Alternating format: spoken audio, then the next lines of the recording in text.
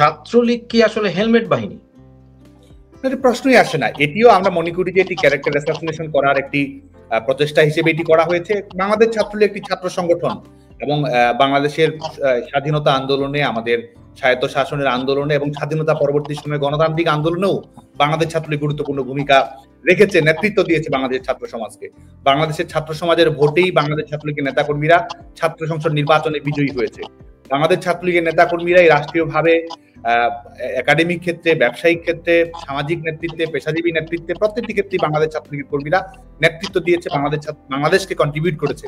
আর সার্বিকভাবে আমাদের হেলমেট কারা পড়েছিল? তাহলে হেলমেট কারা পড়েছিল? যারা কিনা ছাত্রদের উপরে দেখছিলাম আমরা আক্রমণ চালে, হেলমেট কারা পড়েছিল? স্যার দেখুন, অপরাধ যদি কেউ করে থাকে সেটি হেলমেট পরে থাকলেও সে অপরাধী, হেলমেট না পরে থাকলেও সে অপরাধী। কিন্তু একটি ছাত্র সংগঠন, একটি ছাত্র রাজনীতির সমস্যা বাংলাদেশে রয়েছে। ছাত্র রাজনীতির মধ্যে নানা নেগেটিভ কম্পোনেন্ট প্রবেশ করেছিল। বাংলাদেশ ছাত্রলীগের বাইরে থাকতে অনেক ক্ষেত্রে হয়তো আমরা শিক্ষার্থীদের প্রত্যাশিত যে ছাত্র রাজনীতি, সেটির রূপায়ণ হয়তো আমরাও ঘটাতে সবসময় সক্ষম হইনি, সেটা আমি অকপটে স্বীকার করি। কিন্তু তার মানে এই নয় যে একটি ছাত্র সংগঠনকে এই ধরনের বিভিন্ন ধরনের ট্যাগ দেয়া, যেটির মাধ্যমে আমরা মনে করি মূলত যে ছাত্র সংগঠনগুলোর ব্যাপারে বাংলাদেশের ছাত্র সমাজের একটি অলিখিত নিষেধাজ্ঞা ছিল, একটি স্পিরিট ছিল, একটি প্রতিবাদ ছিল, সেটিকে কোনোভাবে দুর্বল করার জন্য আজকে এই ধরনের বিষয়গুলো নিয়ে আসা হয়েছে। এবং বিশেষ করে যুদ্ধাপরাধীদের দায় আড়াল করা, মানবতা বিরোধী অপরাধের দায় করা, নিজের সন্ত্রাসী কর্মকাণ্ডের বিষয়ে এক ধরনের সামাজিক নমনীয়তা তৈরি করার জন্যই, অপরকে দোষী করে